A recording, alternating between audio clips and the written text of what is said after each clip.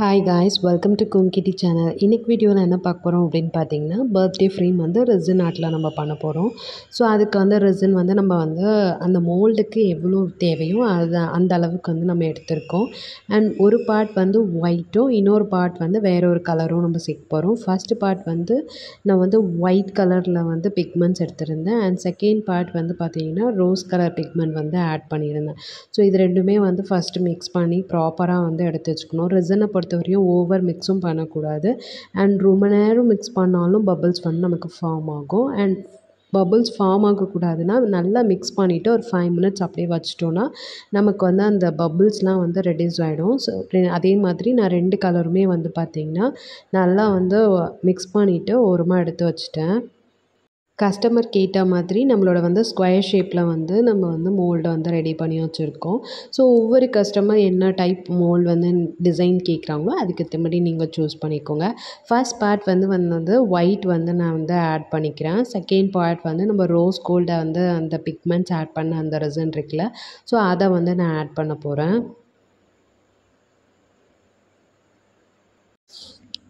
And 2 கலரும் சேர்த்து நம்ம இதில் வந்து ஆட் பண்ணியிருக்கோம். எப்படி இருக்க அவுட்புட் வந்து நமக்கு எக்ஸாக்டாக ஒரு 12 ஹவர்ஸ்க்கு அப்புறம் தான் நமக்கு தெரியும்.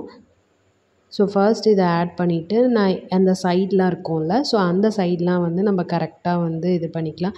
அண்ட் இதில் ஒயிட் கலந்தால் ஏதாவது நல்லா இருக்காதா அப்படி கேட்டிங்கன்னா அப்படிலாம் எதுவுமே கிடையாது.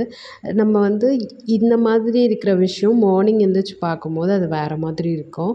ஸோ அதனால் அதை பற்றி நீங்கள் ஒரி பண்ணிக்கணும்னு அவசியமே இல்லை. நம்மளோட சின்ன சின்ன விஷயம்லாம் ஆட் பண்ணும்போது அது இன்னும் அழகாக இருக்கும்.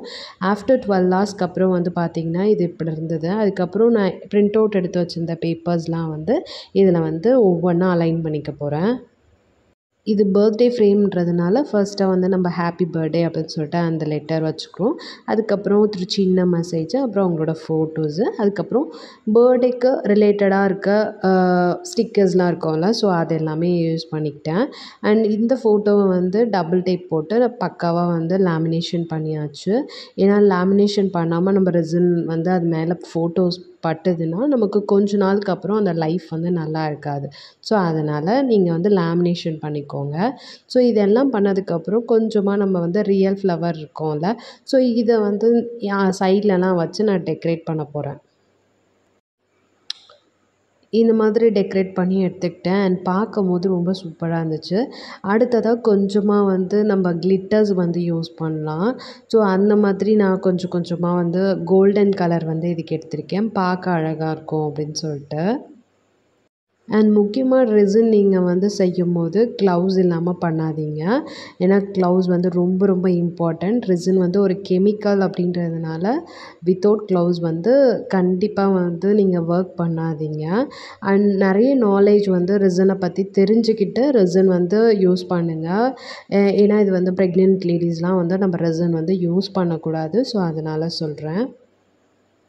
அடுத்ததாக நம்ம செகண்ட் லேயர் பண்ண போகிறோம். இந்த செகண்ட் லேயருக்கு தேவையான அளவு வந்து நான் ரெசினும் ஹார்ட்னரும் சேர்த்து எடுத்து வச்சுருக்கேன். இதை நல்லா மிக்ஸ் பண்ணிவிட்டு அதே மாதிரி நான் ஒரு 5 to 10 மினிட்ஸ் அப்படியே வச்சுருவேன். வச்சதுக்கப்புறம் அந்த பபுள்ஸ் வந்து கொஞ்சம் ரெடியூஸ் ஆகிடும்.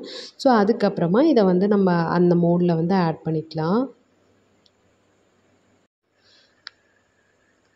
இன்கேஸ் உங்களுக்கு இதில் ஏதாவது ஒரு பபுள்ஸ் அந்த மாதிரி இருந்துச்சுன்னா நீங்கள் ஹீட் கன் அந்த மாதிரி யூஸ் பண்ணிங்கன்னா அந்த பபுள்ஸ் வந்து போயிடும். நெக்ஸ்ட் டே மார்னிங் வந்து இதை நான் வந்து அன்மோல்ட் பண்ணேன். அண்ட் ரொம்ப ரொம்ப சூப்பராக இருந்திருந்தது. அன்மோல்ட் பண்ணும்போது வந்து ரொம்ப ஸ்லோவாக தான் பண்ணணும். எடுத்தவுடனே அன்மோல்ட் வந்து ரொம்ப ஸ்பீடாக பண்ணக்கூடாது. ஒவ்வொரு எட்ஜும் வந்து பார்த்திங்கன்னா பொறுமையாக எடுக்கணும். ஏன்னா ஒரு சில டைம் வந்து பார்த்திங்கன்னா நம்ம ரெசின் கரெக்டாக மிக்ஸ் பண்ணலை அப்படின்னா அந்த இடம் வந்து பார்த்திங்கன்னா உங்களுக்கு திரும்பவும் வந்து லிக்யூடாக தான் இருக்கும். ஸோ அதனால் எடுக்கும்போது ரொம்ப கவனமாக பார்த்து எடுங்க. ஃபுல்லாக அன்மோல்ட் பண்ணியாச்சு. ரொம்ப நல்லா வந்திருக்கு. எங்கேயும் வந்து பார்த்திங்கன்னா அந்த பபிள்ஸு இதெல்லாமே எதுவுமே இல்லை. ரொம்ப பர்ஃபெக்டாக வந்திருக்கு. அண்ட் பேக் சைடு வந்து இந்த மாதிரி இருந்தது. அண்ட் இங்கேயும் வந்து பார்த்திங்கன்னா எந்த ஒரு இதுவுமே இல்லை. ரொம்ப சூப்பராக இருக்குது. அண்ட் இதுக்கு வந்து பார்த்திங்கன்னா இப்போ வந்து மெட்டல் ஸ்டாண்ட் வந்து அவைலபிளாக இருக்குது. ஸோ அதுதான் வந்து என்னோடய கஸ்டமர்ஸ்க்கு வந்து நான் இப்போ கொடுத்துட்ருக்கேன். உங்களுக்கு இந்த மாதிரி ஃப்ரேம் பண்ணணும் அப்படின்னீங்கன்னா நீங்கள் டிஸ்கிரிப்ஷனில் காண்டாக்ட் பண்ணி கேட்டுக்கோங்க. அண்ட் ரெசினை பற்றி இன்னும் நிறைய விஷயம் தெரிஞ்சுக்கணுன்னா உங்களோட டவுட்ஸ் எல்லாமே கமெண்ட் செக்ஷனில் சொல்லுங்கள். நெக்ஸ்ட் வீடியோவில் நான் கிளியர் பண்ணுறேன். தேங்க்ஸ் ஃபார் வாட்சிங். பாய்.